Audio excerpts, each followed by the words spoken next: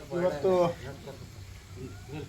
ಸಂಯುಕ್ತ ಪಾಟೀಲ್ ಕಾಂಗ್ರೆಸ್ ಪ್ರಚಾರಕ್ಕಾಗಿ ಗಲಗಲಿ ಗ್ರಾಮಕ್ಕೆ ನಾವು ಬಂದಿದ್ದೀವಿ.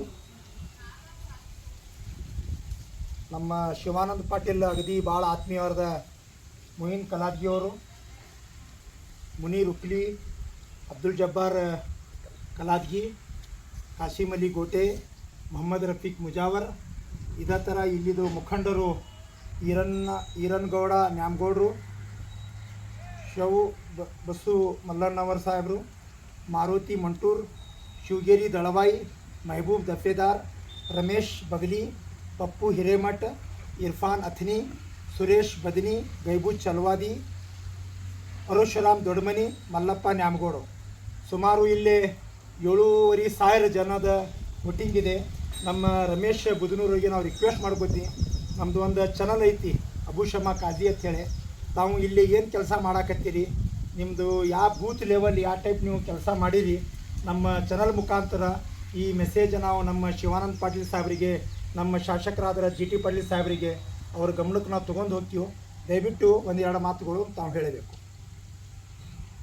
ಇವತ್ತು ಸಂಯುಕ್ತ ಪಾಟೀಲ್ ಅವರ ಚುನಾವಣಾ ಪ್ರಚಾರಾರ್ಥವಾಗಿ ನಾವೆಲ್ಲ ಪ್ರತಿದಿನ ಇಲ್ಲಿ ಸಂಘಟಿತಗೊಳ್ಳುವಂಥ ಒಂದು ಸ್ಥಳ ಇದೆ.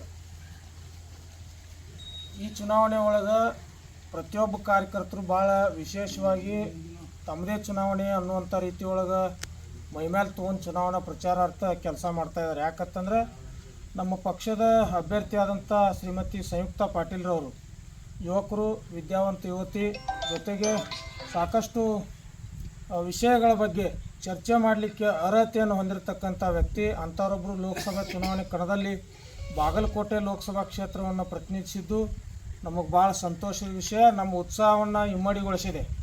ಆ ಕಾರಣಕ್ಕಾಗಿ ಎಲ್ಲ ಕಾರ್ಯಕರ್ತರು ಗಲಗಲಿ ಮಟ್ಟಕ್ಕೆ ನಾವು ಹೇಳ್ಬೇಕಂತಂದ್ರೆ ಪ್ರತಿ ಚುನಾವಣೆ ಒಳಗೆ ನಾವು ಹೆಚ್ಚಿನ ರೀತಿ ಒಳಗೆ ಕೆಲಸ ಮಾಡೇ ಇದ್ದೀವಿ. ಪ್ರತಿ ಚುನಾವಣೆ ಒಳಗೂ ಗಲಗಲಿ ಒಳಗೆ ಕಾಂಗ್ರೆಸ್ ಪಕ್ಷ ನಾವು ಹೆಚ್ಚಿನ ಮತ ಲೀಡ್ ಕೊಟ್ಟಿದ್ದೀವಿ.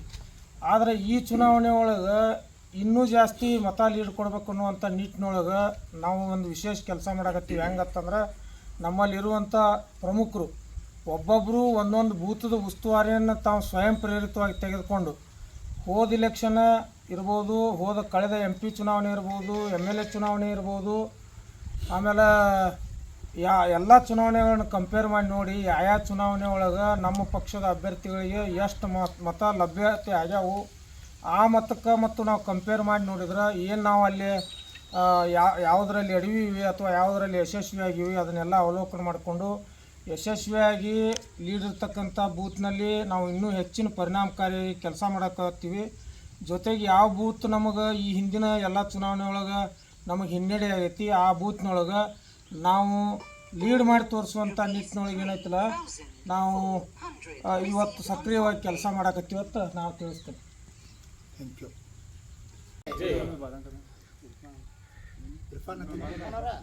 ಈ ಒಂದು ಗಲಗಲಿ ಗ್ರಾಮಕ್ಕೆ ಆಗಮಿಸಿರುವ ನಮ್ಮ ನೆಚ್ಚಿನ ನಾಯಕರು, ಆತ್ಮೀಯರು ಮತ್ತು ಹಿರಿಯರು, ಮಾರ್ಗದರ್ಶಕರಾದಂಥ ಶ್ರೀ ಅಬುಶಮಾ ಕಾಜಿ ಅವರು ಹಾಗೂ ಜೊತೆಯಾಗಿ ನಮ್ಮ ಬಿಜಾಪುರದಿಂದ ಮೊಯಿನ್ ಕಲಾದ್ಗಿ ಅವರು ಹಾಗೂ ಅವರ ಸಂಗಡಿಗರು, ಈಗಾಗಲೇ ಎಲ್ಲರೂ ಹೆಸರು ಅವರು ಹೇಳಿದ್ದಾರೆ. ನಮ್ಮ ಗಲಗಲಿ ಗ್ರಾಮದ ಗ್ರಾಮ ಪಂಚಾಯತಿ ಸದಸ್ಯರು ಸವಿಸ್ತಾರವಾಗಿ ಯಾವ ರೀತಿಯಾಗಿ ನಾವು ಮುಂಬರುವ ಚುನಾವಣೆ ಕುರಿತು ಒಂದು ರಣನೀತಿಯನ್ನು ಮಾಡಿದೆವು ಅವರು ಈಗಾಗಲೇ ಹೇಳಿದ್ದಾರೆ.